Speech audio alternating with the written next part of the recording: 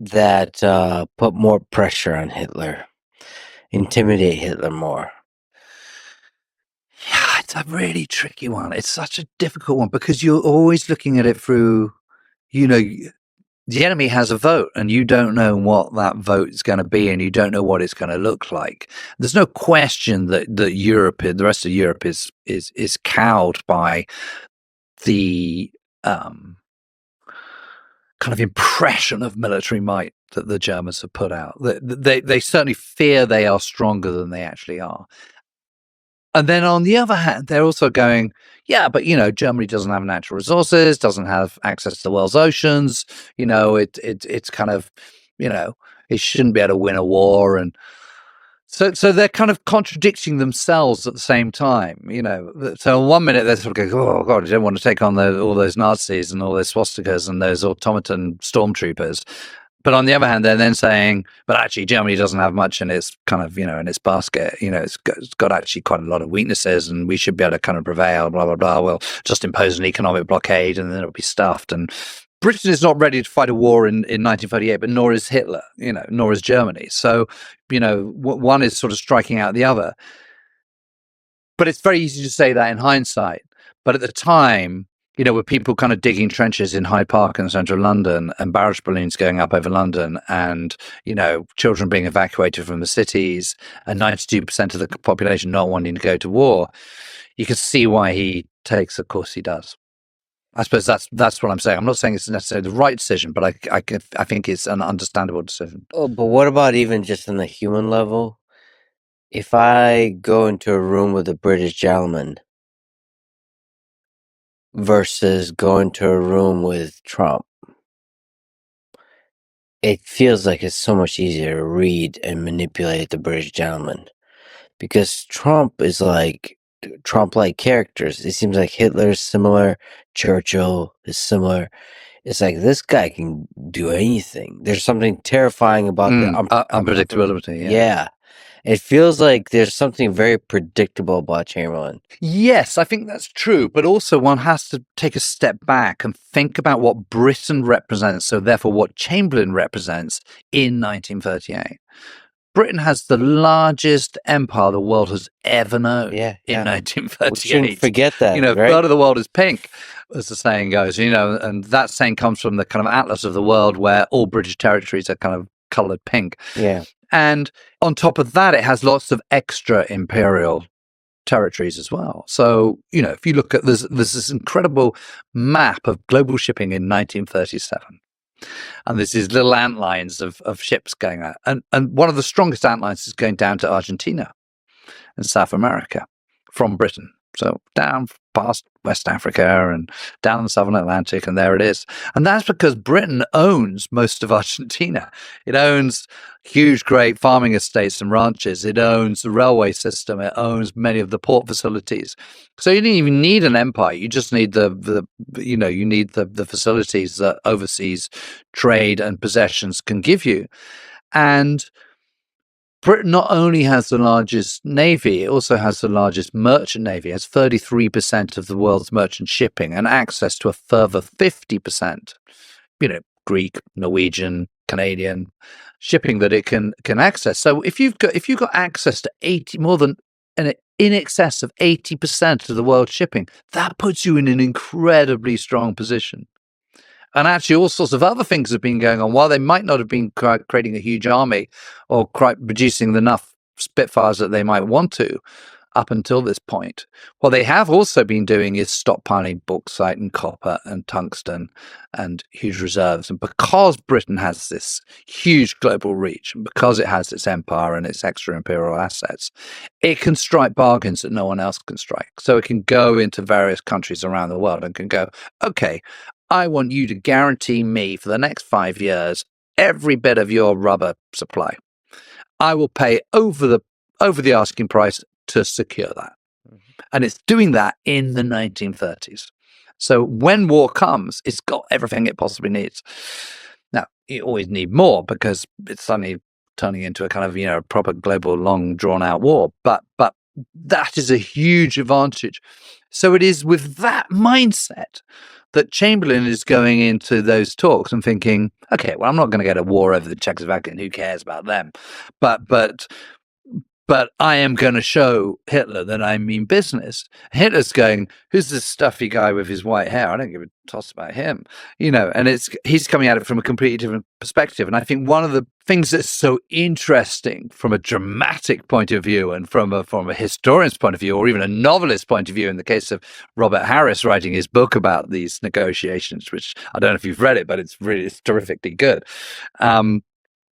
Is the fact you've got two alpha males, who are going to those negotiations from totally different perspectives and vantage points. And I think it's very easy for people today to forget how elevated Britain was in the late 1930s. The gold standard was tied to the pound, not the dollar. And so Britain was the number one nation in the world at that time, and it just was. And it's so diminished by comparison today that it's hard to imagine it. And I think one of the interesting things about the historiography, about the narrative of how we tell World War II, is that so much of it has been dictated by the shift in power that took place subsequent to 1945. And when people were starting to write these sort of major narratives in the 1970s and 80s and into the 1990s, is through a prism of a very, very different world. And so one of the reasons why you have this narrative that Britain was a bit rubbish and hanging on the shirt tails of the Americans, and all the blood was spilt in Eastern Front, and Germany had the best army in the world and was only defeated because Hitler was mad and blah blah blah. That kind of sort of traditional narrative. It's that narrative emerges through the prism of what was going on in the 1970s and what was going on in the 1980s and the changing world, rather than looking at it through the prism of the late 1930s or early 1940s.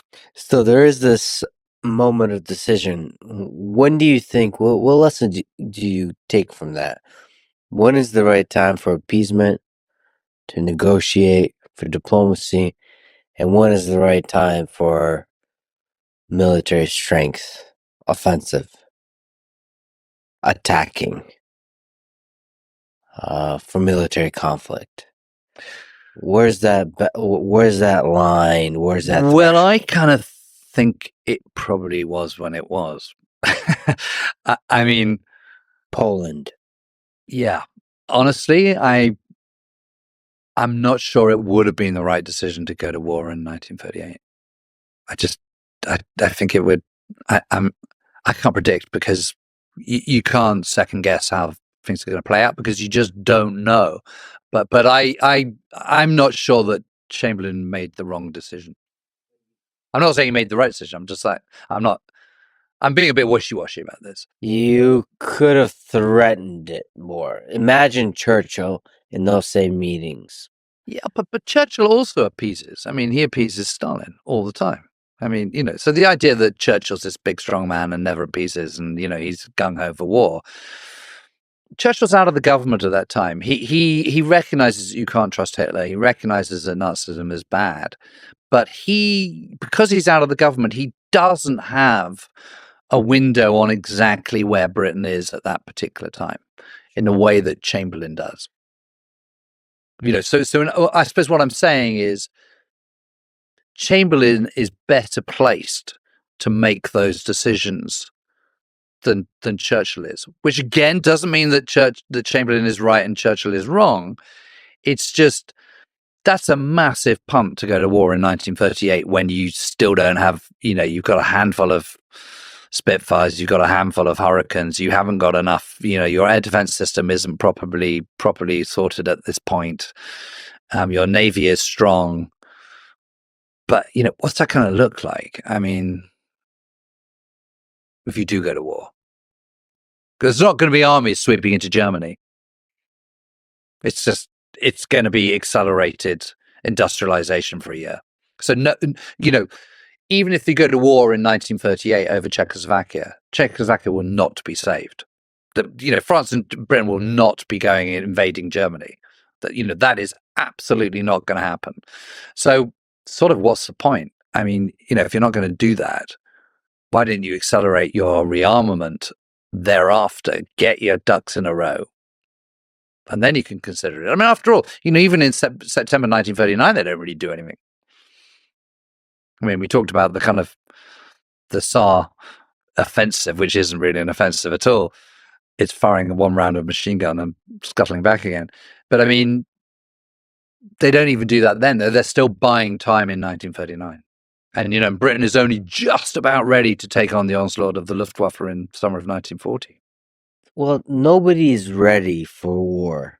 No, and you always want more than you've got at any time, even when you're winning. But, really not ready. Even, like you mentioned with Barbarossa, Nazi Germany is really not ready. Not ready. Nobody's really, except France. I swear.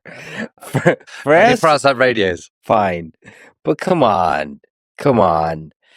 When Nazi Germany invades Poland, I mean, yeah, it's terrible. It's terrible. Because I also do think that had France gone in some force with some British troops as well, had they gone in, what would have happened is that would have that easily could have brought down Hitler, because most of his senior commanders are just thinking, what the hell is going on? This is a catastrophe. I mean, to a man. I mean, even Goering is thinking this is a terrible idea. They are absolutely not convinced. And when Hitler does his big talk to he asks all his senior commanders to come to the Berghof to brief them about the invasion of Poland.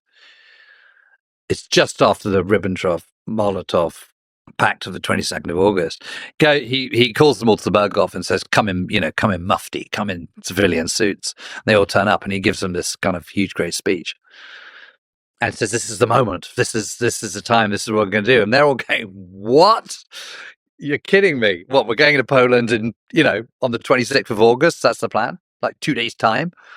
Where's the plan? Where's the whole point is that, they're emerging and growing militarily, but they were supposed to have all these exercises where they, coordinating ground forces, the Panzer spearhead with operations in the air with the Luftwaffe. None of that happens. So Poland becomes the proving ground. And actually, they discover that there's lots of things that don't work and lots of things that are wrong.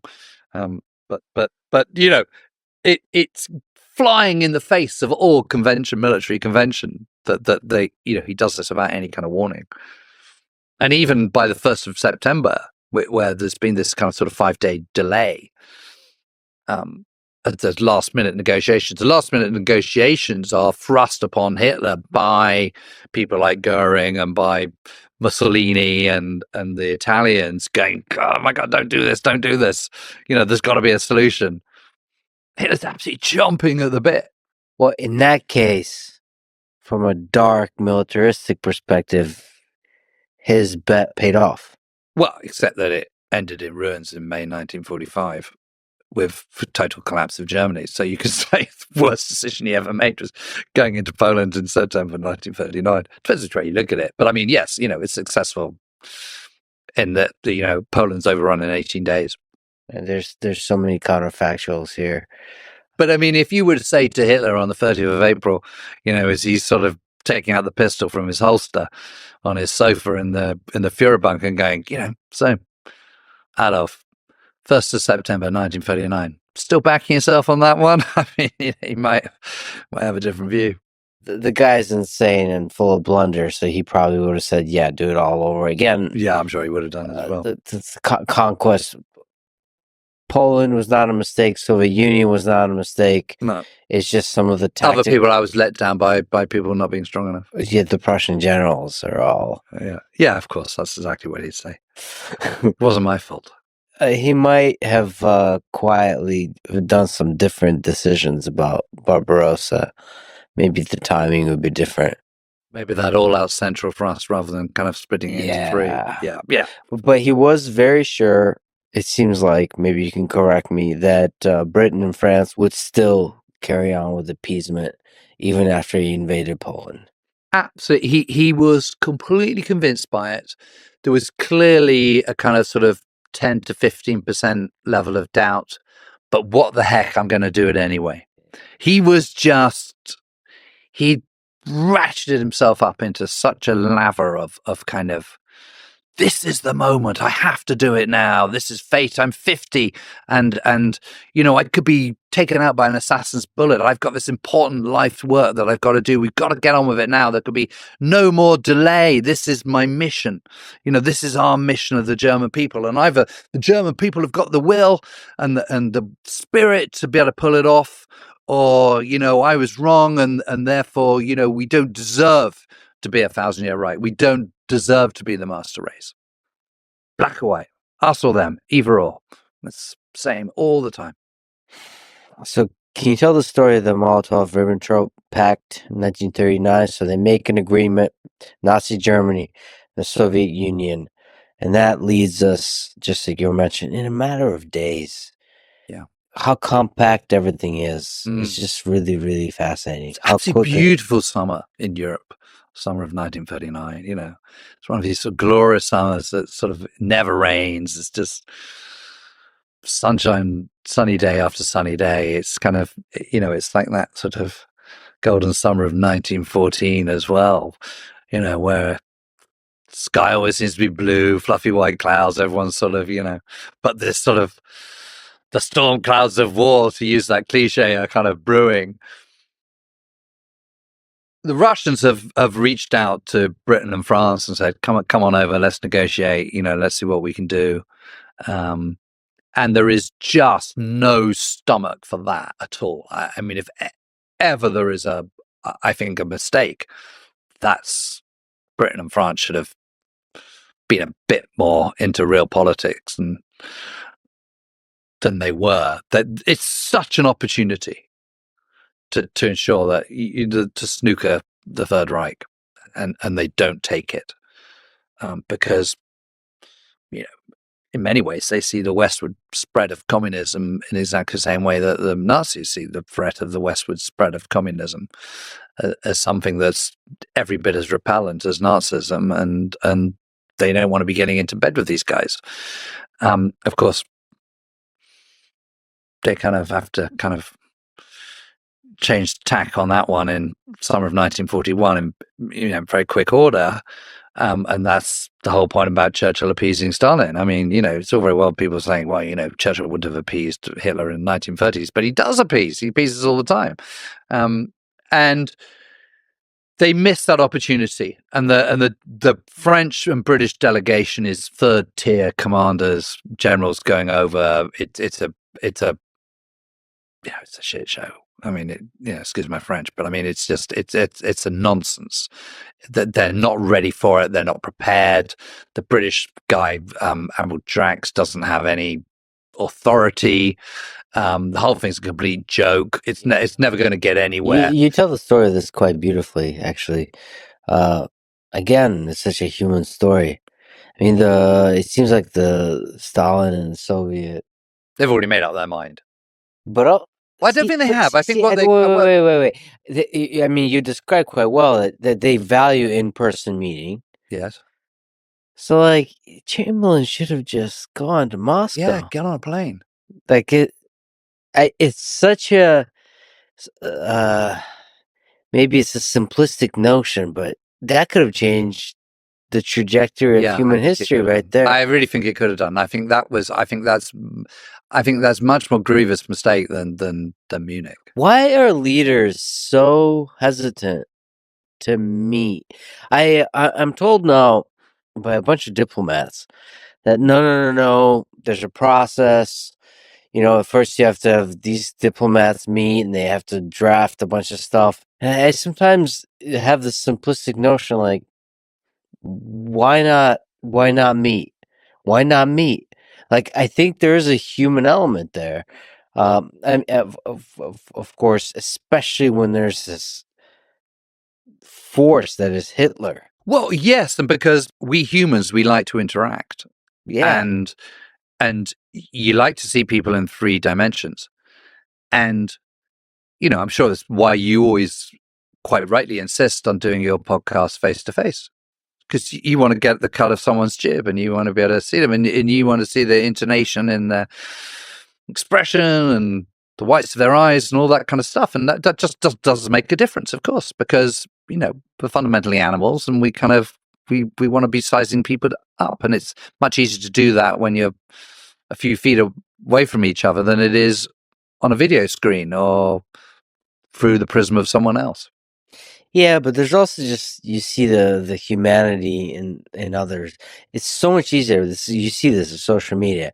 It's so much easier to talk shit about others when you're not with them. Yes. And like, military conflict is the extreme version of that. Yeah. You can construct these narratives that they're not human, that they're evil, you can construct communist ideology, all these, you can project onto them the worst possible version of a human. But when you meet them, you're like, oh, they are just a person. They're just a person. Well, it's the world's great tragedy that it's only a few people that want to go to war, and the vast majority want to live happily, contented lives, getting on with their neighbors. I mean, it has been ever thus.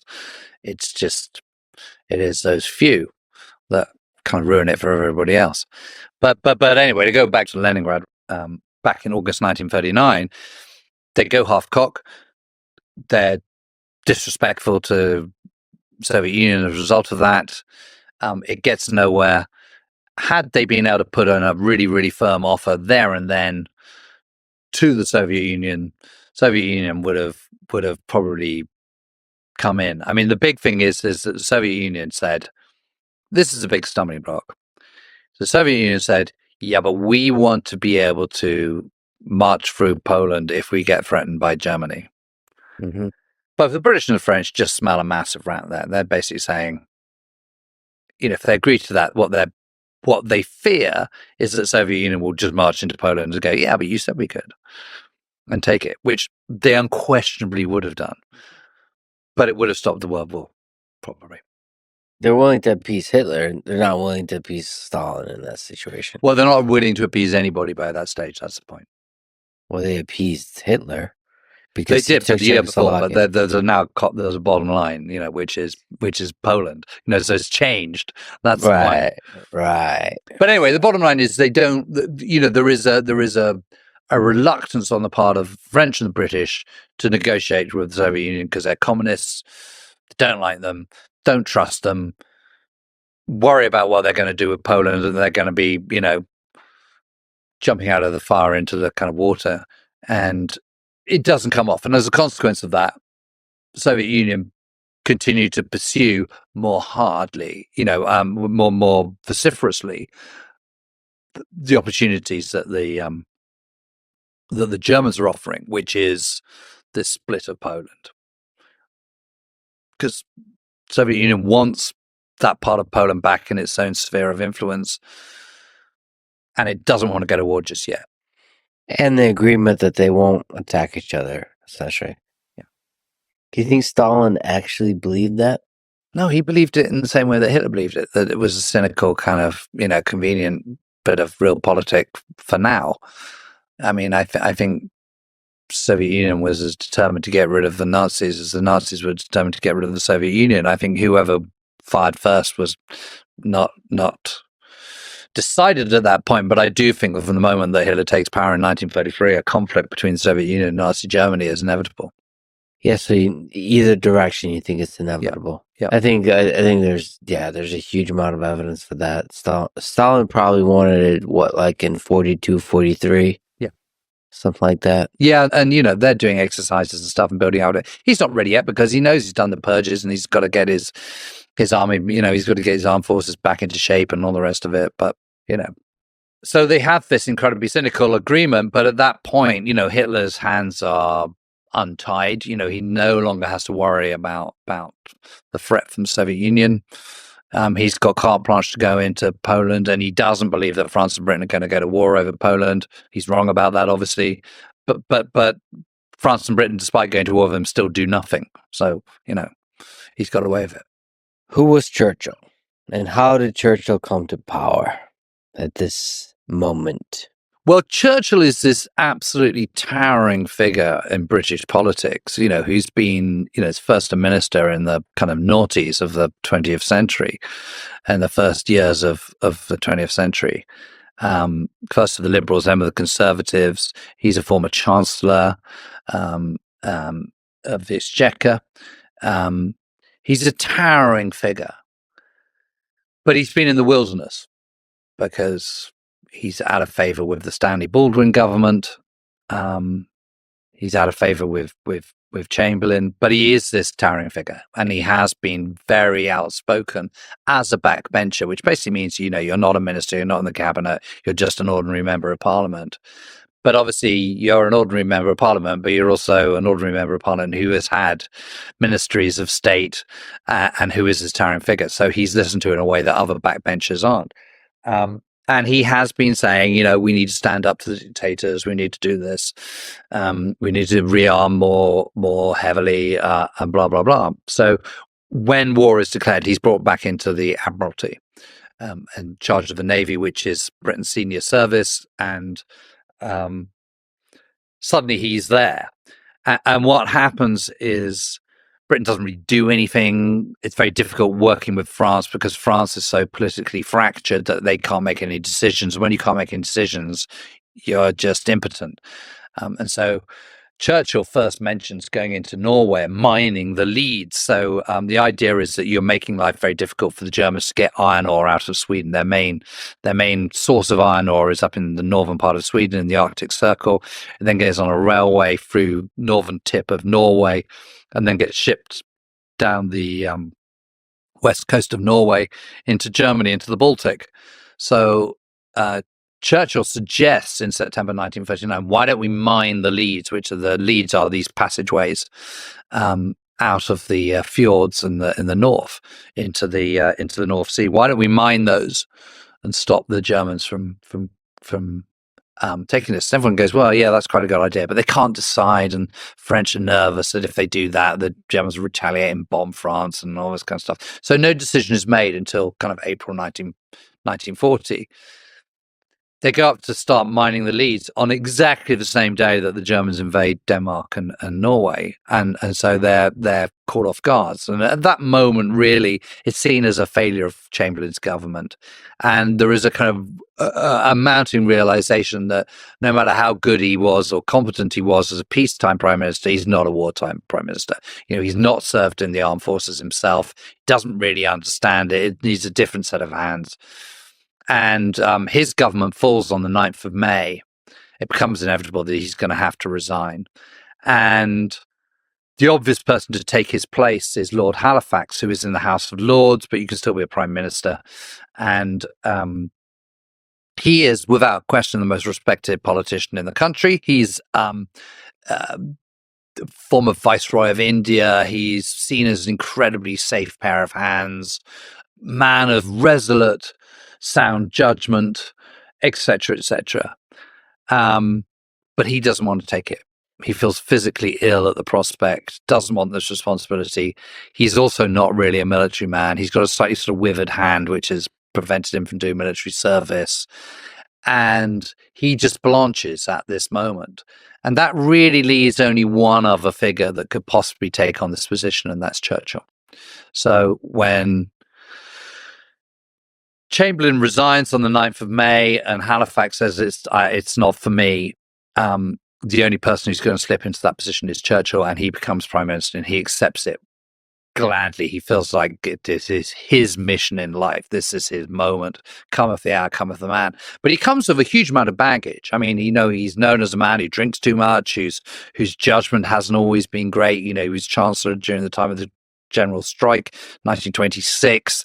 He backed Edward VIII over the monarchy crisis when the king wanted to marry Wallis Simpson, the divorcee, Catholic divorcee, etc., etc. So, his judgment has been brought into question. He is the man who came up with the idea of the Gallipoli campaign, which was, an ignominious failure, blah, blah, blah. So there are issues over him. He is seen as a hothead and a man who doesn't have the kind of sound judgment of Halifax. So the jury is very much out. And I think it's one of those things where you have to put yourself in you have to look at this through the prism of what people were thinking in May 1940. Yes, he was considered a towering politician, but he is seen also as a loose cannon and by no means the right person in this hour of darkness.